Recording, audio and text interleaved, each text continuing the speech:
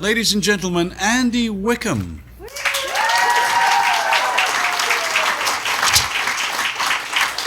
Andy Wickham is a native New Mexican actor and writer whose journey of self-discovery has recently come full circle. He's worked extensively as a voiceover artist and on stage as an ensemble member of Pacific Resident Theatre. Ladies and gentlemen, Rogue Machine, welcome please from Mr. Andy Wickham.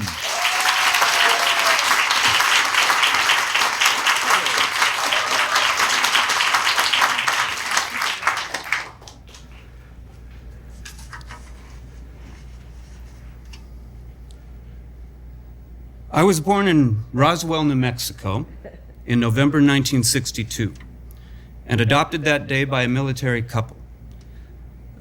They were an Air Force navigator and a nurse. My parents were told that my birth mom already had 5 children, hence the adoption. So what did they do? They immediately had 5 more kids.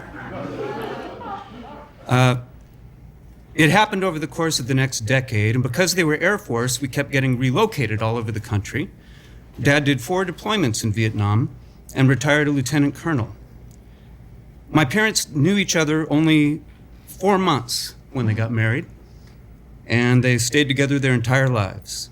They were good, loving parents. I just wanted to say, God rest my mom. She passed away on Christmas Day last.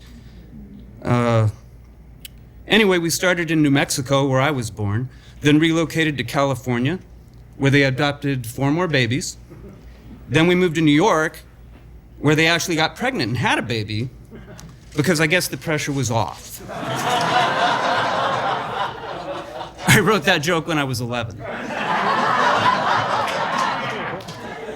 Then in 1972, we moved to Montgomery, Alabama, where I learned that I am brown. At least that's what the neighbor kids were saying. My brothers and I stacked our forearms side by side to compare skin tone. That's not a tan, Andy. I think our folks had big progressive ideas when they adopted me and then dialed it back a little bit after we got to Modesto.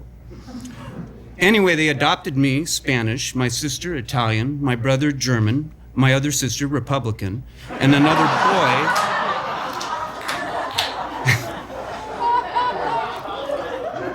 You know what I mean. And another boy who is Dutch. Then our youngest brother, the biological, is German-Irish.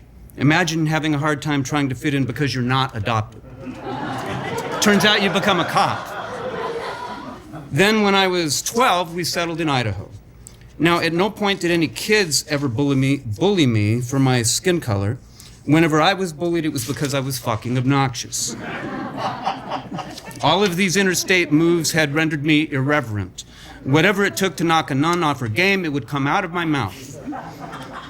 Then in high school, I joined the drama department and mentally stayed there for another 40 years, which brings us up to 2018. Yeah, that's how we're doing this. This tells you everything you need to know about my choices. In November 2018, I took a DNA test and got the results the day after Christmas. The first thing I looked at was my ethnicity estimate. Finally, I would know which box to check on job applications. Am I Hispanic non-Latino or non-Hispanic Latino or non-Hispanic non-Latino? And also, am I white or Latino? So now here it is. I'm 31% Welsh, 20% Irish Scottish, 17% Native American, 11% Filipino, 5% Portuguese, 4% Spanish, and 3% African. And another 9% spread out anywhere there was slavery or piracy, basically. I am more white than red, more red than yellow, more yellow than brown, more brown than black. And I still don't understand which box to check on applications. Then in the section where it showed potential relatives, at the top of the list was a generic pink profile with the words, "This is your mother." Instant match. She was already here. She took the same DNA test. She was looking. I tried contacting her through the website, but I could see her profile had no activity for the last 2 years. I researched, making guesses from her username. I found an obituary, but not for her. It was someone named Darlene. I looked at the photo. Darlene was my sister. I could tell right away. I had grown up fascinated with family resemblances, and here for the first time was one of my own. She was only a few years older than me. It was a high school yearbook photo. I put my own beside it and measured our features. We could have been twins. 2015, ovarian cancer. Well, Darlene's obituary did me the favor of confirming the names of our mother and stepfather, and also listed our siblings in order of birth. Well, there they were, the 5 kids my mom already had, and one more, a younger one. I had always imagined my older siblings as silhouettes against a campfire beyond my reach, their shadows cast large on the walls of the canyon. Here were their names. Now I could perv them on Facebook. I started looking. I can only see photos that multiple people are tagged in. I start to realize this one lady is my mom. And in every photograph, she looks amazing, fashionable, youthful, always this dazzling smile. I guess I was expecting to find the abuela from the movie Coco, right? Like she's carved out of her own rocking chair. Here I am looking at the Sophia Loren of New Mexico. I type up a letter, I keep it casual. Oh, hi, I think I'm your son. To be honest, I did call, but they hung up on me, thought I was a salesman, which, haha, bloody hilarious. But I used the letter to explain and demystify the steps I took to identify her. I included a second envelope and wrote, "If you want to know me, the enclosed envelope has photos. If not, I will respect your decision." I also included a thank you card, the $7.95 kind with little paper flowers glued inside, and wrote a more poetic appreciation. I thanked her for every smile, every tear, every friend, every teacher, every moment of my triumph, every day and night I've ever known. The good and the bad, all because of her choice. About 10 days later, she calls, mi madre. Very emotional.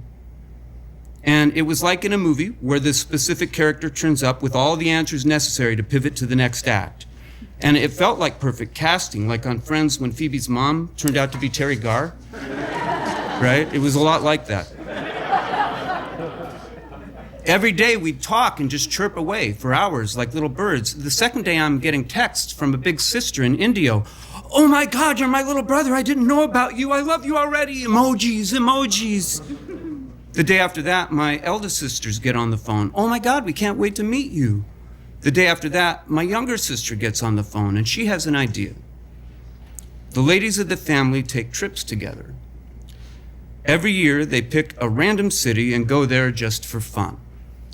This year's trip was already planned and booked. In 2 weeks, they would be vacationing in La Jolla, California, which was 45 minutes from where I was living. 3 weeks after I first spoke to my birth mom, I'm walking up to this big, beautiful yellow house overlooking the ocean. It was a perfect day.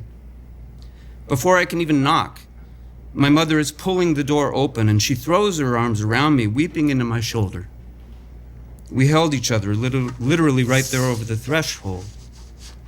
"I love you," we were saying, "I love you."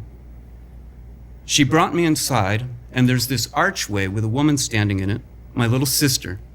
We hugged and held each other. And then beyond the arch, I see a large dining room with 12 more women in it.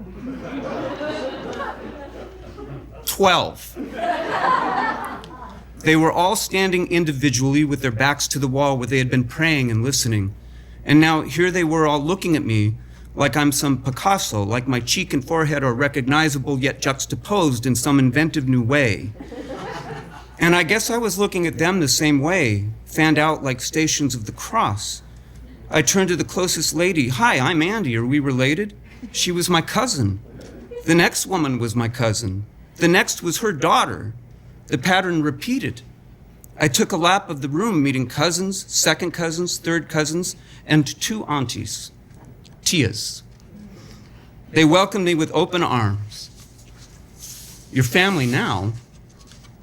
It was the happiest day of my life. After that, I had to move to New Mexico. What was I going to visit once a year for 5 days at a time? And I love it there.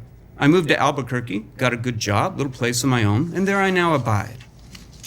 And although he is deceased, now I search for my biological father, with whom I identify very strongly. He was an entertainer and an artist, a rambler, a singer-songwriter who cut 7 albums, had 2 top 40 hits, a recipient of the Lifetime Achievement Award from the New Mexico Music Commission. His name was Louis Wickham of the Wickham Brothers Trio. I found a short documentary about him online. And yeah, I've taken the name because it's my fucking name. I'm his firstborn and his next of kin. I'm going to dust him off and lift him up so his songs and paintings and sculptures are not lost to time. I even found his ashes in a remote location. And when the person who has them is ready, she'll get him to me, and I will lay my father to rest. There's no money in it. That's not the point. I can trace my lineage, the Wickham name, back to the 10th century. I'm Andy Wickham. Thank you.